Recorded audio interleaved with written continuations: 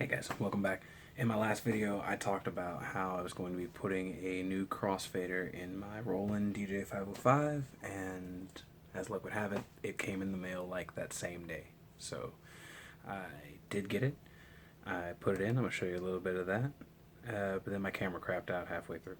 So we're going to get it, and then I'll show you it in action. Alright, to break it down, what we're doing today is replacing the crossfader in this Roland DJ 505.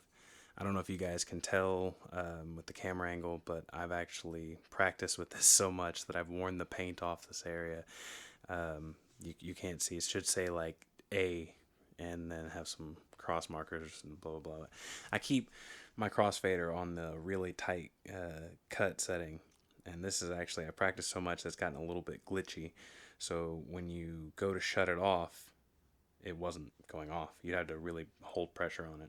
I checked the manual. They said that, there may have been something I could have done, but I'd already bought this, the new Audio Innovate Mini Innofader Plus. It's the S solder pen version. It's the one that was recommended for this.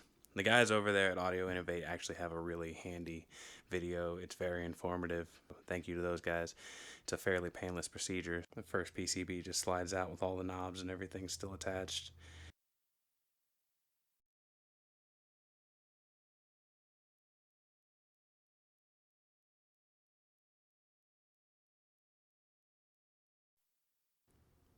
Look at me being clumsy. I wanted to show you guys that the screws are the same size for all the PCB components, so you can't mix them up. But I wouldn't recommend dropping them. I luckily didn't hurt anything when I did this, but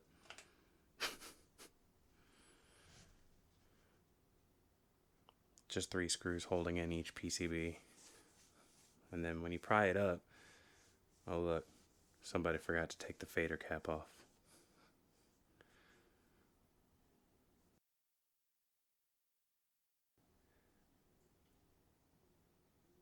When you take this up, there's a small little ribbon that's actually keeping everything tight. So it makes the working on it a little bit difficult, but not too bad considering that you only have to take 3 solder joints loose. So as you can see, like, you've got an inch of space to work with, but you really don't need it to be all that flexible. You just have to take loose the 3 pins, pry it off. Fairly painless.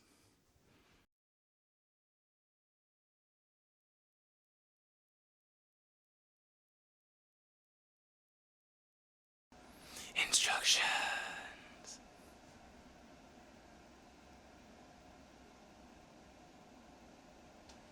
Alright, the big moment. Here it is. You ready? The reveal. That's the Mini Innofader Plus. Ah! I've heard nothing but good reviews, so I'm actually pretty excited. Probably can't tell from here.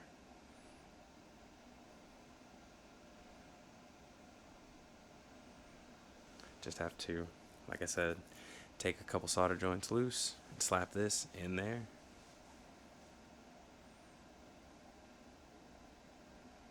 Whoever did these solder joints, they really like putting the solder on there. There was a lot. You can't see the little flakes coming out of the vacuum pump.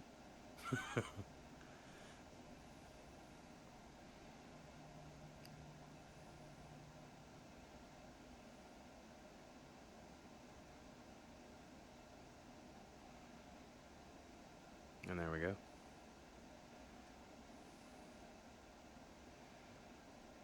So yeah, if you can see, this one, the one that comes in the Roland, has 2 pins on one side and 1 pin on the other. And on the new Innofader, there's 4 pins and 2, but you just have to make it look identical to the other one. You have to bend, cut, other words, remove the unnecessary tabs.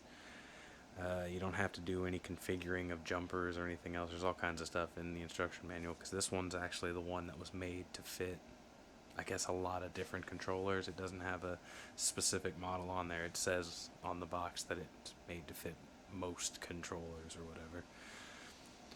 So luckily I have the unit that had the least amount of work, so I just